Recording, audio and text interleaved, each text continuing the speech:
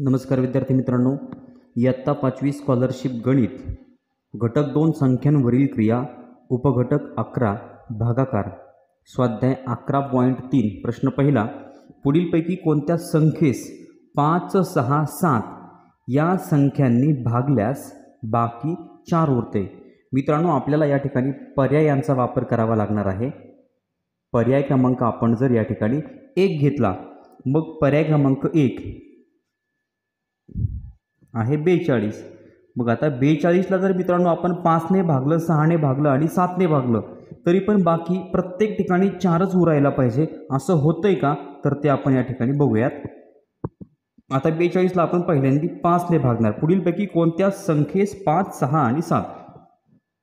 5 8 40, 42 मधून 4 गेले, बाकी उरली 2। मित्रांनो, 42ला जर आपण 5ने भागलं तर बाकी 2 उरली, बाकी 4 उरत नाही। मग आता 6ने आणि 7ने भागण्याची आवश्यकता नाही, कारण की पर्याय क्रमांक 1 या ठिकाणीच आपला फेल ठरलेला आहे। आता पर्याय क्रमांक आपण 2चा विचार करूयात। पर्याय क्रमांक 2 आहे या ठिकाणी 214। आणि मित्रांनो, 214ला आपण एकदा 5ने भागणार, नंतर एकदा 6ने आणि एकदा 7ने, बाकी 4 उरते का ते आपण बघूयात। 5 चौक 20, 21 मधनं 20 गेले मित्रांनो, बाकी उरली 1, वरून घेतला 4। 5 दुणे 10, 14 मधून 10 गेले, बाकी उरली 4। मित्रांनो, आता एका ठिकाणी तर बाकी 4 उरली। आता पुन्हा 214ला आता 6ने आपण भागणार। 6 1 6, 6 दुणे 12, 6 त्रिक 18, 21 मधून 18 गेले, बाकी उरली पुन्हा 3। पुन्हा वरून घेतले 4, 6 पंचे 30 मित्रांनो, 34 मधून 3 गेले, बाकी उरली 4। मित्रांनो, पर्याय क्रमांक 2 आपलं उत्तर बरोबर येऊ शकतं, पण आता अजून 7ने पण भाग द्यायचा बाकी आहे। 214 भागिले 7, 7 दुणे 14, 7 त्रिक 21, 21 मधून 21 गेले, बाकी उरली 0। मित्रांनो, वरून घेतले 4। आता 7ने 4ला भाग देऊ शकत नाही, म्हणजे या ठिकाणी सुद्धा बाकी 4 उरलेली आहे। बघा, पर्याय क्रमांक 2 म्हणजे 214 ही संख्या जर आपण या ठिकाणी घेतली तर, आणि त्या संख्येला 5ने आणि 6ने आणि 7ने जरी भाग दिला तर बाकी प्रत्येक ठिकाणी 4 उरते। म्हणून पहिल्या प्रश्नाचं उत्तर आहे पर्याय क्रमांक 2 214। प्रश्न दुसरा, एका विद्यार्थ्याने भागाकाराच्या उदाहरणात 3च्या ऐवजी 8 भाजक घेतल्यामुळे बाकी 5 उरली, तर भाज्य पुढीलपैकी कोणते? मित्रांनो, 3च्या ऐवजी 8 हा भाजक घेतलेला आहे आणि बाकी 5 उरलेले आहे, तर भाज्य कोणता आहे? तर मित्रांनो, आपण सगळ्या पर्यायांचा वापर करणार आहोत। तर तो पर्याय म्हणजे आपण भाज्य आहे असं गृहीत धरणार आणि बाकी 5 उरते का ते बघणार। आता पर्याय क्रमांक 1चा जर विचार केला तर आहे 324 आणि आपण 8ने भाग देणार। मित्रांनो, बाकी आपल्याला 5 उरायला हवी। 8 चौक 32, 32 मधून 32 गेले, बाकी उरली 0। मित्रांनो, वरचा हा 4 म्हणजे या ठिकाणी बाकी 4 उरली, आपल्याला बाकी 5 उरायला हवी। पर्याय क्रमांक आपण 2चा विचार केला तर 321 भागिले 8, 8 चौक 32, 32 मधून 32 गेले, बाकी उरली 0। मित्रांनो, पुन्हा वरून 1 घेतला, या ठिकाणी बाकी 1 उरलेली आहे। आता पुन्हा पर्याय क्रमांक 3चा विचार करणार आपण। 325 भागिले 8, 8 चौक 32, 32 मधून 32 गेले, बाकी उरली 0, वरून घेतले 5। मित्रांनो, बाकी या ठिकाणी 5 उरलेली आहे। बघा, एका विद्यार्थ्याने भागाकाराच्या उदाहरणात 3च्या ऐवजी 8 भाजक घेतल्यामुळे बाकी 5 उरली। बघा, 3च्या ऐवजी 8 भाजक घेतला आणि बाकी 5 उरली, तर भाज्य पुढीलपैकी कोणते? तर भाज्य पुढीलपैकी म्हणजे पर्याय क्रमांक 3 मधील 325 ही संख्या, याला जर आपण भाज्य मानून भाजक 8 घेतला तर बाकी 5 उरले, म्हणून दुसऱ्या प्रश्नाचं उत्तर आहे पर्याय क्रमांक 3 325। प्रश्न तिसरा, प्रत्येकी रुपये 65 प्रमाणे 45 जणांनी जेवढी वर्गणी जमवायला हवी होती त्यापेक्षा रुपये 378ने कमी असलेली रक्कम जमा झाली, तर किती रक्कम जमा झाली? मित्रांनो, प्रत्येक जण प्रत्येकी रुपये 65 प्रमाणे म्हणजे प्रत्येकी 65 रुपये प्रमाणे 45 जणांनी वर्गणी जमा केली. 45 लोक आहेत आणि प्रत्येकजण 65 रुपये वर्गणी देतोय. मग एकूण किती वर्गणी होईल ते आपण शोधणार. पण या वर्गणीमध्ये 378 लोकांनी कमी दिलेली आहे. मग ते आपण वजा करणार. बघा 5 5 25 हातचे आले 2, 5 सख 30 आणि 2 32.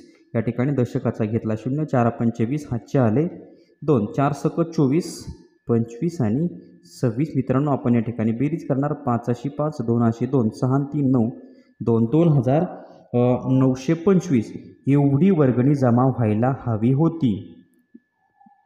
प्रत्येकाने 65 याप्रमाणे 45 जणांची वर्गणी 2925 रुपये व्हायला पाहिजे होती. पण त्यापेक्षा 378 एवढी वर्गणी कमी जमा झालेली आहे. म्हणजे तेवढी संख्या आपण वजा करणार. म्हणजे किती रक्कम जमा झाली ते आपल्याला मिळेल. 5तून 8 जाऊ शकत नाही म्हणून 2कडनं हातचा घेतला. 2च्या जागी झाले 1, या ठिकाणी झाले 15. 15तनं 8 गेले, खाली राहिले 7. आता 1तून 7 जाऊ शकत नाही म्हणून पुन्हा या 9कडनं हातचा घेतला. 9च्या जागी 8 आणि 2च्या डोक्यावर झाले 11. 11तनं 7 गेले, या ठिकाणी राहिले 4. 8तनं 3 गेले, खाली राहिले 5 आणि 2 मित्रांनो 2547 एवढी वर्गणी जमा झाली. तर किती रक्कम जमा झाली? 2547. म्हणजे तिसऱ्या प्रश्नाचं उत्तर आहे पर्याय क्रमांक 1, 2547. प्रश्न नंबर 4.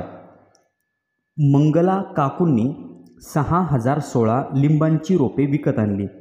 प्रत्येक रांगेत त्यांनी 47 रोपे लावली तर त्या रोपांच्या किती रांगा तयार होतील? मित्रांनो मंगला काकूंनी एकूण 6016 एवढी रोपे विकत आणली आणि एका रांगेत त्यांनी 47 रोपे लावली. तर किती रांगा तयार होतील? या ठिकाणी मित्रांनो आपल्याला भागाकार करावा लागेल. 6016 भागिले 47. आता 47चा पाढा मित्रांनो कुणालाच येत नसतो. मग या ठिकाणी पाढा तयार करावा लागेल 2 अंकी संख्येनं. 2 अंकी संख्येला भाग द्यायचा आहे. 47ने 60ला भाग द्यायचा. भाग जाईल का? तर जाईल. 1चा भाग जाईल. 47 1 47. आता या ठिकाणी 10, 10तनं 7 गेले, खाली राहिले 3 आणि 5तनं 4 गेले 1, बाकी 13 उरले. मित्रांनो पुन्हा वरून आपण 1 घेतला. आता 47नं पुन्हा 2चा भाग जाईल. मित्रांनो 47 2 7 2 14 हातचा आला 1, 4 2 8 आणि 1 9 94. 47 2 94, 3चा भाग जात नाही आहे मित्रांनो. आता पुन्हा 11तनं 4 गेले, बाकी उरली 7 आणि या ठिकाणी झाले 2 12. 12तनं 9 गेले, खाली राहिले 3. मित्रांनो 37 बाकी उरली. पुन्हा आता वरून घेतले 6. आता 47नं मित्रांनो आता 50च आहे असं गृहीत जर धरलं आपण तर 5 8 40 या ठिकाणी भाग जाऊ शकतो. म्हणजे 47 गुणिले जर आपण 8 केलं तर 7 8 56, हातचे आले 5, 8 चौक 32 आणि 5 37. मित्रांनो डायरेक्ट भाग जातो. 47 8 376 आणि 376मधून 376 गेले, बाकी उरले 0. मित्रांनो रोपांच्या किती रांगा तयार होतील? जो भागाकार आला तेवढ्या रांगा तयार होतील 128. म्हणजे चौथ्या प्रश्नाचं उत्तर पर्याय क्रमांक 1. प्रश्न नंबर 5. एका कंपनीत 95 कामगार समान पगारावर काम करतात. कामगारांची संख्या आहे 95. त्यांच्या पगारासाठी कंपनीला 8,07,500 रुपये लागतात. एका महिन्याला 8,07,500 रुपये लागतात. तर प्रत्येक कामगाराला किती पगार मिळतो? मित्रांनो या ठिकाणी आपल्याला भागाकार करावा लागणार आहे. एकूण पगाराची रक्कम दिलेली आहे. पगाराची रक्कम आहे 8,07,500 आणि कामगार आहेत 95. मग प्रत्येक कामगाराला किती पगार मिळतो ते आपल्याला समजेल. मित्रांनो आता 95ने आपण 80ला भाग देऊ शकत नाही. 80 लहान आहे. ज्या संख्येला भाग द्यायचा ती संख्या एकतर भाग द्यायचा त्या संख्ये एवढी किंवा त्या संख्येपेक्षा मोठी असायला हवी. म्हणून आपण 95नं 807ला भाग देणार. तर आता मित्रांनो 95नं या ठिकाणी 8चा भाग जाऊ शकतो. बघा आपण करून बघूयात. 95 8 8 45 हातचे आले 4 8 9 72 73 74 75 आणि 76. मित्रांनो या ठिकाणी बरोबर 760 म्हणजे भाग जाऊ शकतो 95 8 760. आता तुम्ही म्हणता हे तुम्ही डायरेक्ट कसं केलं, तर या ठिकाणी अंदाज लावायचा. हे 95 म्हणजे थोडक्यात एक 90 गृहीत धरा किंवा 100 गृहीत धरा. 100 आपण गृहीत धरले तर थोडक्यात 100 1 100 100 2 200 100 300 100 8 800 याप्रमाणे मी या ठिकाणी लॉजिक लावलं. म्हणजे 8चा भाग जाऊ शकतो. मग त्याच्या आसपास बघायचं म्हणजे 95 8 95 7 या पद्धतीला मी अंदाज लावला. 95ने 8 95 गुणिले 8 केलं तर 760 आलं. मग या ठिकाणी भाग जाऊ शकतो म्हणजे 95 8 760. मग आता 7तनं 0 गेला 7 या ठिकाणी 0तनं 6 जाऊ शकत नाही म्हणून 8कडनं हातचा घेतला. या ठिकाणी 10 10तनं 4 गेले 6 या ठिकाणी 0. मित्रांनो बाकी 47 उरलेली आहे. आता आपल्याला वरून घ्यायचे आहेत 5. आता 475ला आपण 95नं 475ला भाग देणार. मित्रांनो 5चा भाग जाऊ शकतो. करून बघूयात आपण. 95 गुणिले जर आपण 5 केलं 5 5 25 हातचे आले 2 5 9 45 46 आणि 47. मित्रांनो डायरेक्ट या ठिकाणी भाग जातो. 95 5 475 475मधून 475 गेले बाकी उरले 0. मित्रांनो हे 2 0 तसेच आहेत ते आपण आहे असेच इकडे उचलून घेणार. उत्तर आलं 8500. मित्रांनो भागाकार 8500 आला तर प्रत्येक कामगाराला किती पगार मिळतो, तर प्रत्येक कामगाराला 8500 एवढा पगार मिळतो. म्हणजे 5व्या प्रश्नाचं उत्तर पर्याय क्रमांक 4 रुपये 8500. प्रश्न नंबर 6. बाजारामध्ये 17 आंब्यांच्या पेट्यांची किंमत रुपये 6035 आहे. तर अशा 25 आंब्यांच्या पेट्यांची किंमत किती. मित्रांनो 17 आंब्यांच्या पेट्यांची किंमत दिलेली आहे आपल्याला आणि त्यावरून आपण एका आंब्याच्या पेटीची किंमत काढू शकतो.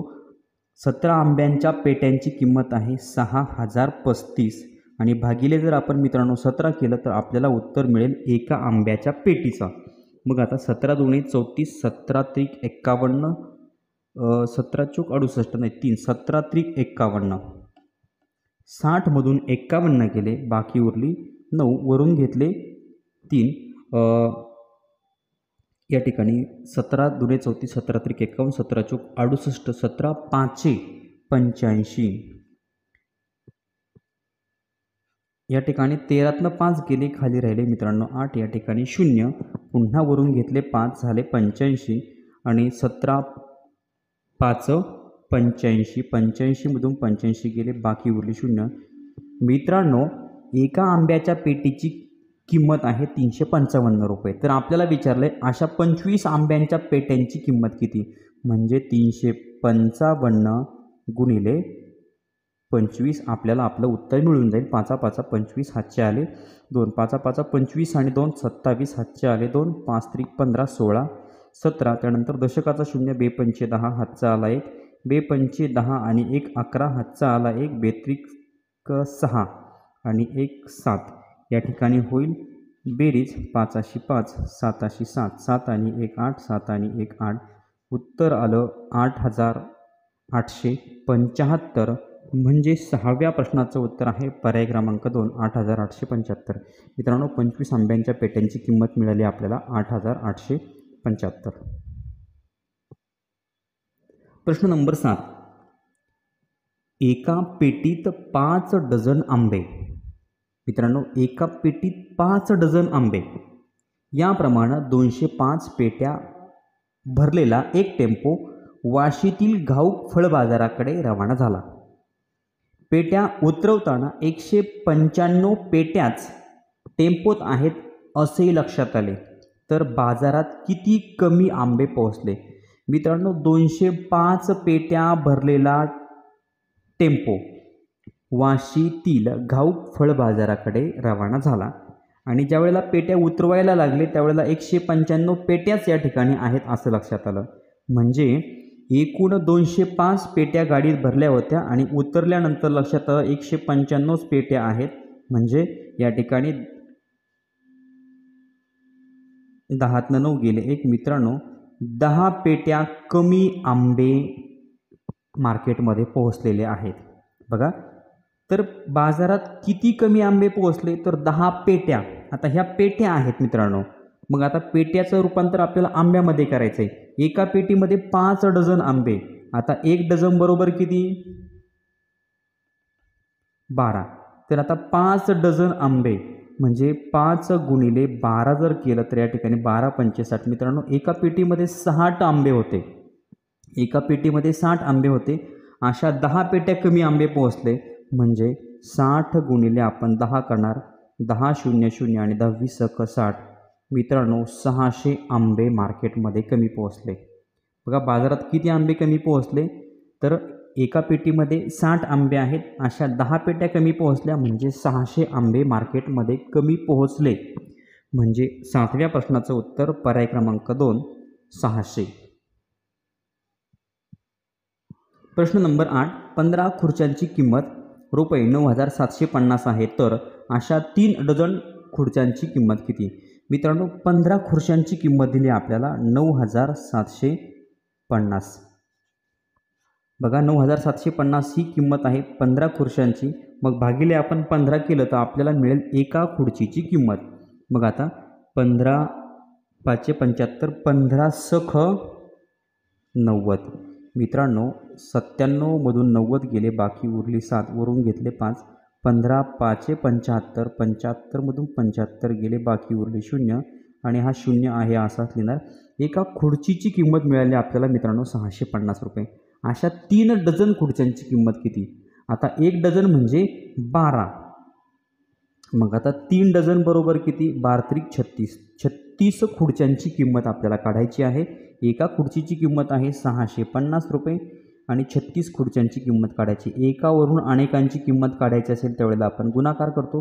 650 रुपये एका खुर्चीची किंमत आहे, तर 36 खुर्च्यांची किंमत किती गुणिले 36 या ठिकाणी यांचा होईल गुणाकार. आता 6 0 0 6 35 हातचे आले 3, 6 6 36 37 38 39. दशकाचा घेतला 0 3 0 0 3 5 15 हातचा आला 1, 3 सख 18 आणि 1 19 यांची होईल मित्रांनो या ठिकाणी बेरीज. 0 0 0 0 9 आणि 5 14 हातचा आला 1, 9 आणि 1 10 आणि 3 13 हातचा आला 1, 1 आणि 1 2. उत्तर आलं 23,400. मित्रांनो, 36 खुर्च्यांची 3 डझन खुर्च्यांची किंमत मिळाली आपल्याला 23,400. म्हणजे 8व्या प्रश्नाचं उत्तर पर्याय क्रमांक 1 23,400. प्रश्न नंबर 9. एक वही तयार करण्यास 96 कागद लागतात. मित्रांनो, एक वही तयार करायला 96 कागद लागतात, तर 11,760 कागदांच्या किती वह्या तयार होतील आणि किती कागद उरतील? अतिशय सोपा प्रश्न आहे मित्रांनो. आपल्याला कागदांची संख्या दिली, त्यावरून किती वह्या तयार होतील ते आपल्याला शोधायचं आहे. आपल्याला भागाकार करावा लागणार. 11,760 एवढे कागद आहेत आणि एक वही तयार करण्यासाठी 96 कागद लागतात. आपल्याला मित्रांनो किती वह्या तयार होतील आणि किती कागद उरतील? किती वह्या तयार होतील म्हणजे भागाकार आणि किती कागद उरतील म्हणजे बाकी.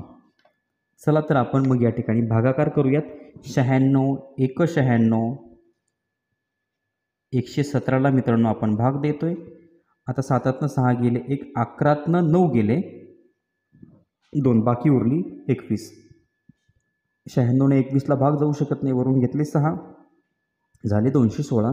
96 दुणे मित्रांनो 192. बघा, आपण करून बघूयात. 96 दुणे 6 दुणे 12 हातचा आला 9 दुणे 18 19 192. 96 दुणे 192. हे पाढे पाठ नसतात, आपल्याला हे तयार करावे लागत असतात. 6तनं 2 गेले, खाली राहिले 4. या ठिकाणी झाले 11. 11तनं 9 गेले, खाली राहिले 2, बाकी उरली 24, वरून घेतला 0. मित्रांनो, पुन्हा 96ने 2चाच या ठिकाणी भाग जातोय. 96 दुणे 192. 10तनं 8, 10तनं 2 गेले, बाकी उरली 8 आणि या ठिकाणी 3 13. 13तनं 9 गेले मित्रांनो, बाकी उरली 4. 48 या ठिकाणी मित्रांनो बाकी उरलेली आहे आणि भागाकार आला 122. म्हणजे 122 वह्या तयार होतील आणि 48 कागद उरतील. म्हणजे 9व्या प्रश्नाचं उत्तर आहे पर्याय क्रमांक 2, 122 वह्या आणि 48 कागद. प्रश्न नंबर 10. श्री सामंत यांनी एका आश्रमशाळेला ₹25,000 देणगी दिली. त्यातील 17,500 रुपयांची रक्कम प्रयोगशाळेतील उपकरणांची खरेदी करण्यासाठी व उरलेली रक्कम 15 गुणवंत विद्यार्थ्यांना शिष्यवृत्ती म्हणून समान वाटण्यासाठी विनियोग करण्यास सांगितले. तर प्रत्येक विद्यार्थ्याला किती शिष्यवृत्ती मिळाली? सोपा प्रश्न आहे विद्यार्थी मित्रांनो. सामंत यांनी 25,000 रुपये एवढी देणगी दिली. त्यातले त्यांनी 17,500 प्रयोगशाळेतील उपकरणांसाठी दिले. बघा आता 25,000मधून जर आपण 17,500 वजा केले तर या ठिकाणी बाकी किती उरेल बघा. 10तनं 5 गेले, या ठिकाणी झाले 10, 10तनं 5 गेले 5, पुन्हा 14, 14तनं 7 गेले 7. मित्रांनो 7,500 रुपये उरलेले आहेत आणि उरलेले 7,500 रुपये 15 गुणवंत विद्यार्थ्यांना शिष्यवृत्ती म्हणून समान वाटायचे. तर एका विद्यार्थ्याला किती शिष्यवृत्ती मिळेल? प्रत्येक विद्यार्थ्याला किती शिष्यवृत्ती मिळेल भागिले आपण 15 करणार, कारण की 7,500 रक्कम 15 गुणवंत विद्यार्थ्यांना द्यायची भागिले 5. 15 5 75. मित्रांनो 75मधून 75 गेले, बाकी उरले 0 आणि हे 2 शून्य आहे असेच आपण देणार. 15 0 0 15 0 0. प्रत्येक विद्यार्थ्याला 500 रुपये शिष्यवृत्ती मिळणार आहे. म्हणजे 10व्या प्रश्नाचं उत्तर पर्याय क्रमांक 3 ₹500. प्रश्न नंबर 11. एका सहलीसाठी प्रत्येकी ₹775 प्रमाणे 50 जणांनी वर्गणी दिली. सहलीचा एकूण खर्च ₹35,000 झाला. उरलेली रक्कम सहलीत सहभागी झालेल्यांमध्ये समान वाटली तर प्रत्येक विद्यार्थ्याला किती रक्कम परत मिळाली? मित्रांनो प्रत्येक विद्यार्थ्याकडून 775 रुपये जमा केले. अशी विद्यार्थ्यांची संख्या होती 50. म्हणजे 50 गुणिले 775 जर आपण केलं तर एकूण किती रुपये सहलीचे जमा झाले ते आपल्याला समजेल. आता आपण या ठिकाणी गुणाकार करणार आहोत. शून्याने कोणत्याही संख्येला जर गुणलं मित्रांनो तर गुणाकार 0 येतो. 0 0 0. दशकाचा घेतला 0, 5 5 25, हातचे आले 2, 5 7 35, 36 37, हातचे आले 3, 5 7 35, 36 37 38. 38,750 विद्यार्थी मित्रांनो एवढी सहलीची फी जमा झाली. बघा सहलीची फी 38,750 रुपये जमा झाली. त्यातला खर्च झाला 35,000 रुपये. बघ जेवढा खर्च झाला तेवढा आपण वजा करणार, बाकी उरेल 8तनं 5 गेले 3 उरले 0. मित्रांनो 3,750 एवढी पैसे शिल्लक राहिलेत. बघा आता